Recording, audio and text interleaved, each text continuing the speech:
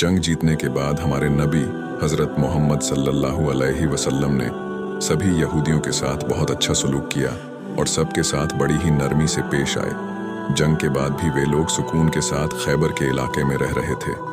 इन्हीं यहूदियों में एक औरत थी जिसका नाम ज़ैनब बिन्त हारिस बताया जाता है।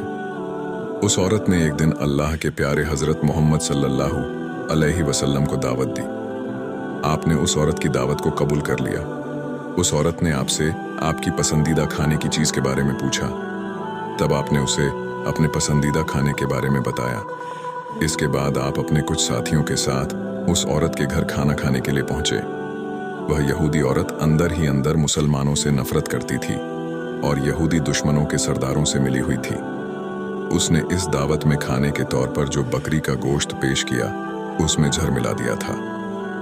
जब जहर से भरा यह गोश्त आपके और आपके साथियों के सामने पेश किया गया तो जैसे ही आपने गोश्त का टुकड़ा अपने मुंह में रखा, आप समझ गए कि इसमें जहर मिला हुआ है।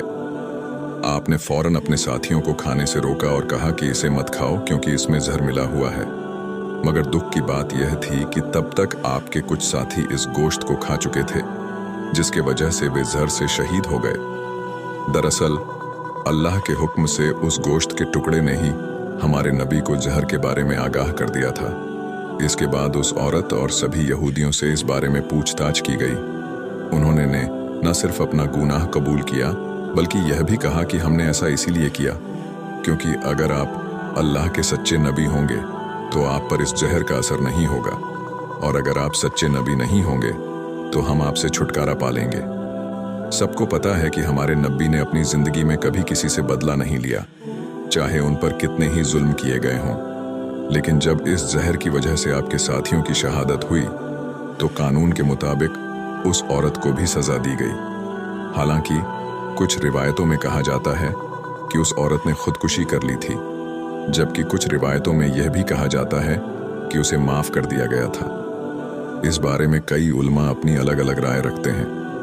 एक हदीस में हज़रत आयशा रहमतुल्लाह अलैहा कहती हैं कि जब हज़रत मोहम्मद सल्लल्लाहु अलैहि वसल्लम के आखिरी दिन चल रहे थे और आप बीमार रहते थे, तब आप अक्सर कहा करते थे कि खैबर के मौके पर जो जहर मिले गोश्त का टुकड़ा मैंने खाया था, उसका दर्द मैं आज भी महसूस कर सकता हूँ और ऐसा लगता है कि मेरी शह रग इस जहर की तकलीफ से कट जाएगी।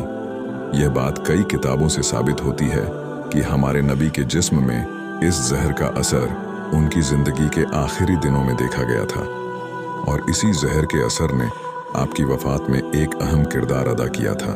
वीडियो अच्छा लगा हो तो हमारे चैनल शबाना 786 को लाइक, सब्सक्राइब और शेयर करके हमारा हौसला बढ़ाएं। जज़ाकल्लाहु खैर।